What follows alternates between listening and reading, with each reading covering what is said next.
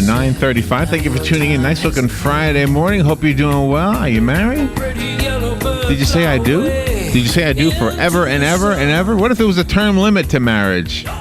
I'm not so sure if that's what we're going to talk about, but I think it is. Brad Brown is on the phone. He's written a book called Term Limits, an evolutionary fix for marriage. He is an entrepreneur and term limits concept researcher. So let's find out if my presumption is correct. And I hate to say something that is just a presumption or an assumption.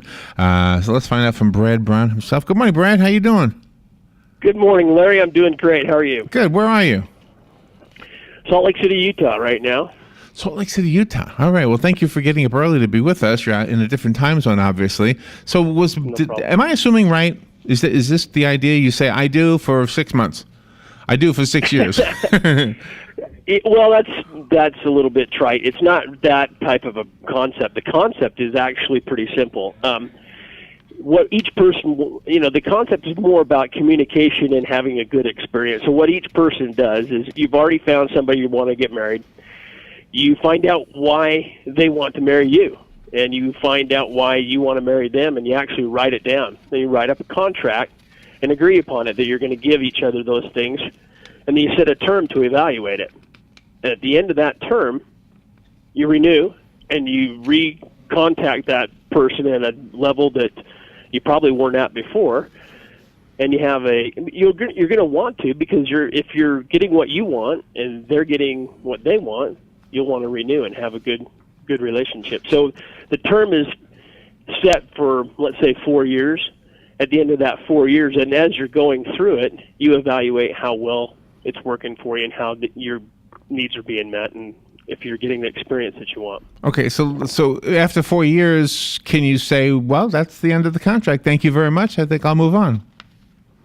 I think people do that anyway, but yeah, that's the idea. If it's not working, people get divorced, and we'd like to see divorce be eliminated from the option menu on marriage. So they're going to do it anyway, so it's better to have it preset. The dissolution is already agreed upon at the start, so you know what's coming up if you want to be in there, and if you're not performing. So what happens if you have an agreement? Okay, you're going to give me this, and I'm going to give you that, and we're gonna stick with each other at least 4 years. And at the end of 4 years, we'll decide whether we want to renew the contract. Now, let's say during the course of the 4 years, you're giving her everything you promised to give her, and she is still not happy. 2 years into it, she says, I think I want out. You go, why? Well, I'm just not happy, right? Well, I'm giving you everything. How come you want to leave? I know you. I know it's the whole contract thing. You're giving me everything we said, but I think I'm going to leave. I mean, what is it? So then divorce would still happen, right? Well, no, because you would, in the concept of the predetermined agreement, if one person isn't getting what they want, there's going to be penalties for them walking away. They don't just go, well, I got everything I wanted, but I wasn't really serious when I married you in the first place. You guys sit down and figure out some penalties. I don't know what you want to call them, some type of early termination agreement, but it should be in there. I should point out one other thing, Larry. This happens all the time right now. It does. I mean, yeah, I know. And why go through this expensive divorce in the situation that you just described? A woman or a man can say after 2 years, I wasn't really serious, and they walk away. They get all kinds of, protection, and they don't have to perform any, agreement or anything else. What you're saying makes a lot of sense, and let me explain why. Because how many divorces do we know of where, okay, if I'm in a business relationship and I have a business contract with another person, and I say, and the two of us say, this is the deal here. If I violate the contract, then I'm the one who loses out. You're the one who benefits if I'm the one who messes up. In marriage, It's not the way it is. In marriage, you have a contract binding by law, but if somebody says, I want a divorce and I want the house and I want the kids and I want everything, they get it. You can often, you can be the guy living under the bridge, and maybe you didn't violate anything, right? Exactly. So I do Exactly. so I understand. So did this stem from somebody who got stinged or stung? What's the word? Is it stinged or stung? Stung.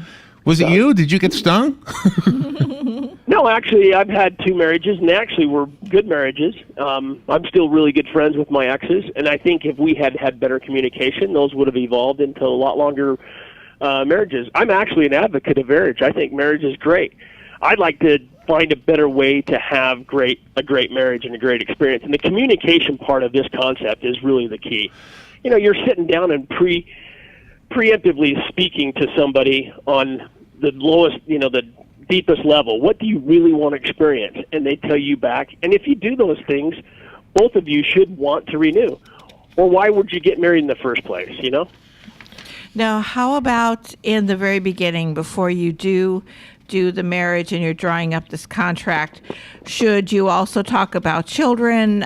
Say, how many years do you want to wait before a child is conceived? What happens if the contract is dissolved?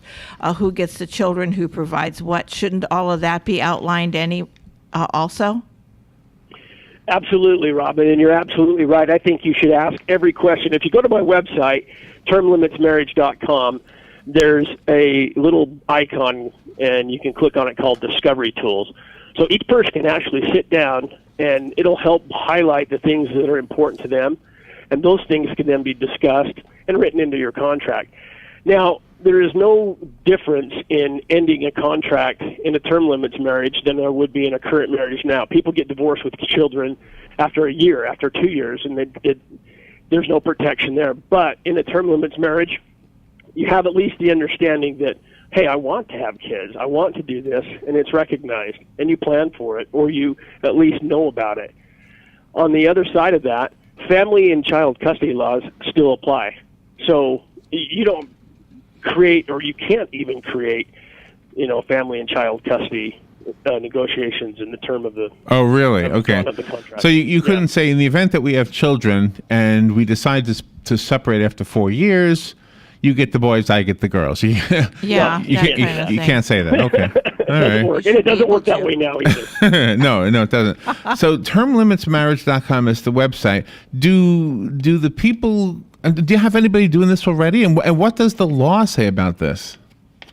Well, here's the funny thing about that, and I just cringe every time I hear that, because the law says we only recognize a marriage as a life contract, okay? And that life contract has 2 exit clauses.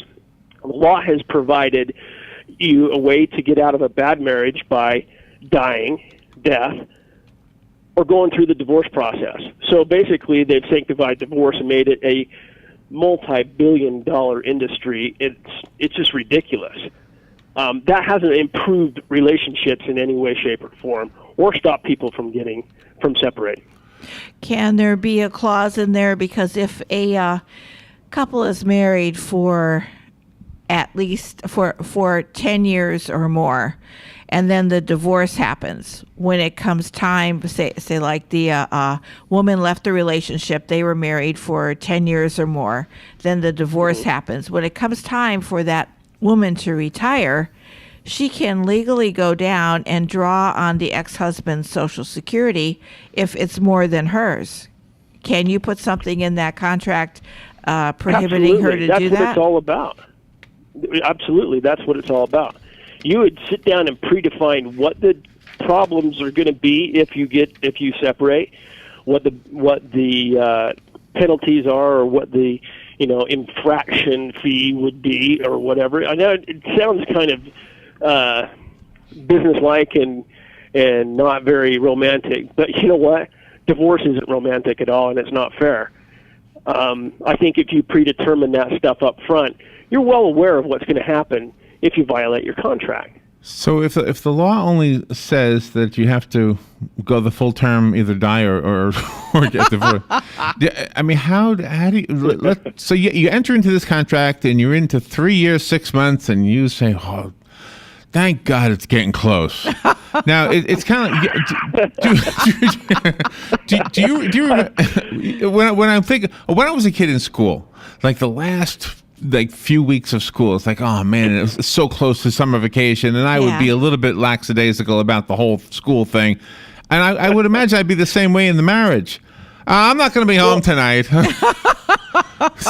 6 months before we're done. Hey, I'm not going to be home for about 6 months, and then I'm not going to be home at all. So, well, let me ask you this: if you're not getting what you want, if it feels like you're going to school or you're going to work to be married, and it's that bad, why did you get married in the first place? And if you're not getting what you need, you're going to get out of it either way.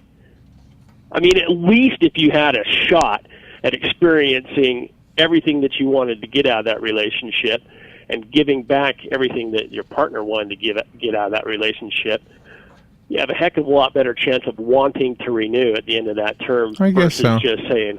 No, I see what you're saying, and you're making sense. But I'm trying to picture the guy or the woman who says, you know what, this isn't working for me. We got 6 months left. I'm moving out now. Mm-hmm. You know, wait, no, you got 6 months left. Come on, do my laundry, make my meals. Okay, so here's the bottom line. If that happens, wouldn't it happen in a normal relationship anyway? Yes, I know. That's a good thing to fall back on, and I'm sure. I guess maybe my fear is that knowing that there's a 6 month point, as opposed to, hey, we said until death do us part. You know, yeah. So I guess my fear is that we would stop trying to make it work if we knew that 6 months down the road we would be done. I think it's just the opposite. Okay. I think if you got a good thing, you want to hang on to it. Mm-hmm. I mean, I'm not opposing anybody that wants to do a traditional marriage for life. I don't understand why somebody else would oppose me wanting to do a term limit contract for my marriage. I'm not interfering with them. The term limit concept works just as good for a life term as it does for 4 years, 5 years, 10 years. It's the same concept, and everybody should be doing these things anyway. If you're one of those people that has problems with the term, so to speak, and you don't think your partner is going to renew because you want to lock them into a life contract, it kind of is a red flag to me that you're not willing to sit down and work through this thing on a regular basis to make sure that it doesn't expire. So we would go ahead and do it if you want to do a full life contract. So we would need to have state by state would have to make decisions about whether this would be a legal way to become married. It's a legal way to be married right now. You can write this contract exactly how I've explained it. Okay. The only problem is, at the end of the term, if you separate, you already have a predetermined, it's like a prenuptial dissolution agreement. You already have that set up, and if you walk away at the end of, say, 4 years, you have to file a divorce and go through the divorce process, which at that point would be a lot less disruptive than it is right now. Is this a do-it-yourself contract, or should you go through an attorney? I recommend an attorney, but I actually have a contract builder on my site. So at the website, you can. Let me go look at that. So what? So you have something for men. What should we put on our contract? Let me see what I want. Term limits you know what? marriage.com. Click on the discovery tools. Ask the questions about what you want to get out of the experience. Discovery tools, and your partner does the same. All right. And then you sit down and you agree to them. Let me point something out to you. I'm trying to illustrate something. We now broadcast from a mall. Do you know there's a lot of young women that walk past this window? And when I'm in this room, I'm 58 years old, so I'm just telling you where I am. When I'm in this studio with guys even older than me, yeah, and young women walk past this window, we're like animals in a zoo. We're all. We may be talking about something that sounds intelligent, but if you look at the eyes, the eyes are all following these young women. Exactly. So, and we men have this little problem here. I don't know if women have it because I'm not a woman. Guys. Hey, but not like you guys. But a man will leave a woman who's put a few years on because, hey, you know what? There's we get a new car. Yeah. Right. I'm afraid that And so you're saying that they wouldn't leave if they were committed to a life contract, but they would leave if they had. I a term see, limit and marriage. that's the you trump me every time with that argument. That's the argument that trumps me. Well, the argument isn't even an argument. It's statistically proven. Did Yeah. you know, Larry, right now we have more kids born outside of marriage than inside of marriage. Right now, it's over 50%. You're making sense, and every single time I try to trump you, you beat me with that one thing. It's like I'm playing chess with a master here. All right, let's go to the phone. I know our listeners. This is probably once this gets big, this is gonna be bigger than the gay marriage thing. Yeah. The it term is. limit marriage. That's Actually, right. we did a lot of gay marriage promos and spots with them, so it was kind of fun. I think it works for no matter who you are. Oh, really? I'm gonna be gay for 3 years, and then I'm done. Yeah. I'm back to women after that. Hey, at least you got it written down. Oh, there you no. go. All right. Let's go to the phone. Goodness. All right. Good morning. You're on the air with Brad Brown. Good morning. I'm a tax guy, and I just want to know what the tax implications are on that because of a recent IRS ruling is under the Gay Rights Act or whatever. If in a state that are deemed to be married, then the IRS considers them as being married filing jointly. And in your particular case of a contract, if it's a 6-month contract, are they going to be married or single or filing separately? And I see some tax consequences there. Yeah, I agree. I think there's a lot of stuff like that, but it wouldn't change any. It'd be the same as it is in your state right now. So, I mean, if you've got a state that has, you're married, you're filing jointly, it's up to the people to pick which way they want to file. And if they did that in a regular marriage and then got divorced in 6 months, it'd be exactly the same. Yeah, I think there's a lot of things with all the health care and all the different rights. I see a problem, but I can see how some people would say, okay, I'm out of here 6 months, but Right. trade it in for a new virgin. A new virgin. I think that was a Freudian slip. I heard that. Version. I'll hang up. I'll hang up now. Yay. I heard that. Yeah. Oh, so let me ask about this. I mean, could the contract say, I want to marry you and Susie? I want to have a double contract. Can you do that? You stumped him. Don't see why you couldn't. I mean, if it's... You are in Utah, it's a after all. I knew you were going to bring that up. And, by the way, I'm totally against that. But no, I mean, I don't know how you handle one woman, let alone two. But anyway, the bottom line is you should be able to do whatever you want without the state interfering. But again, yes, that I seems don't to be disagree. a personal choice.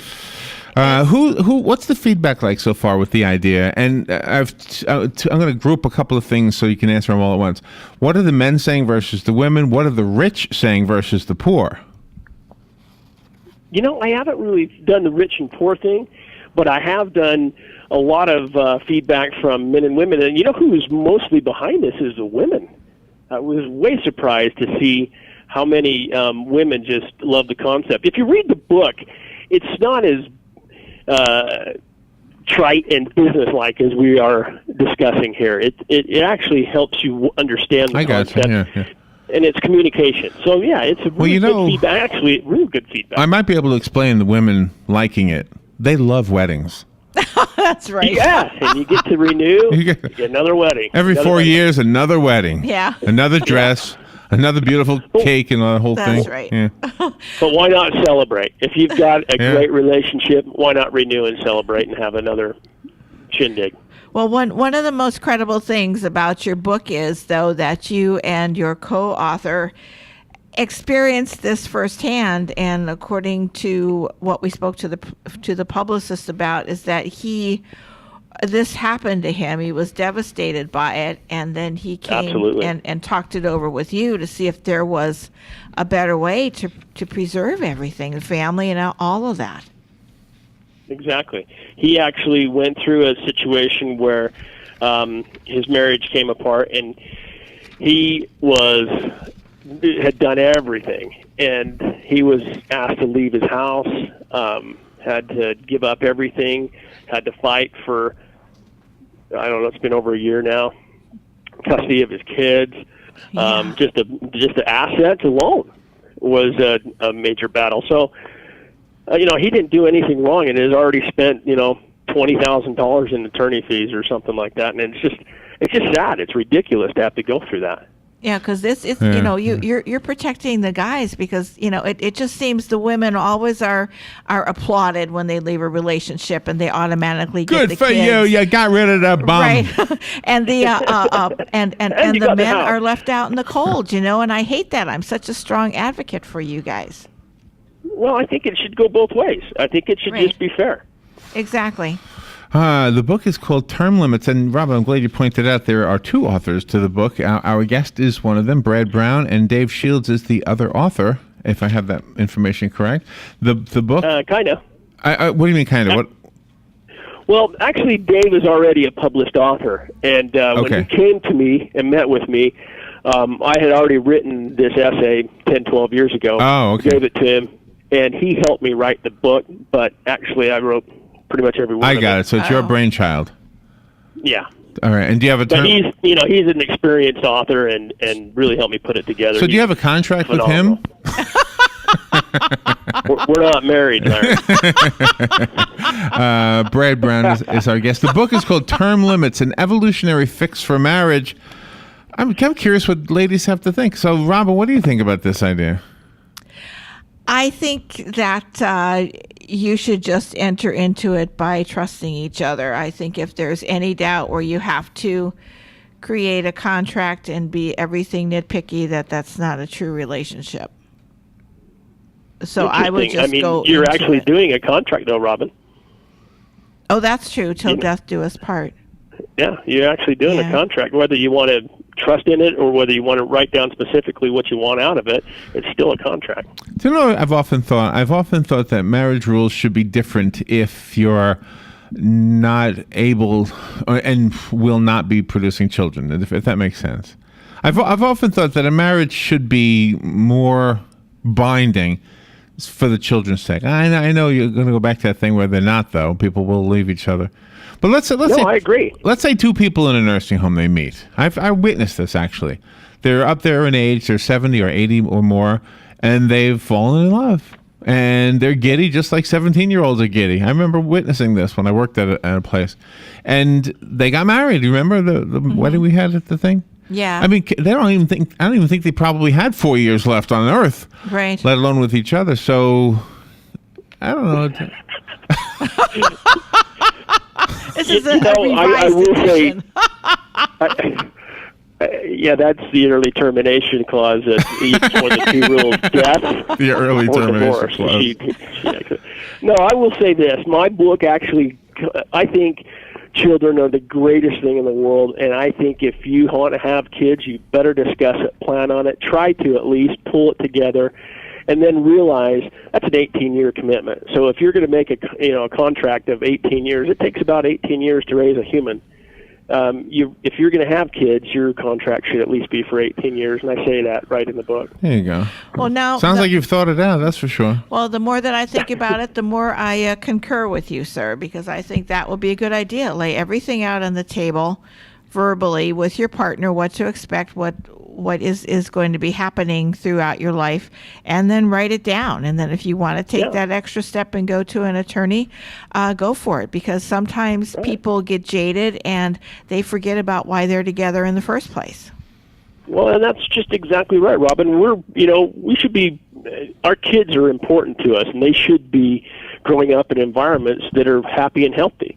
I mean, what better environment can you give your kid than two people that want to be together, that are working towards being together and meeting each other's needs, and then you grow up in a home with both parents and a loving atmosphere. I think my conclusion at the end of this conversation is this: that you are giving people an idea that is actually a doable option.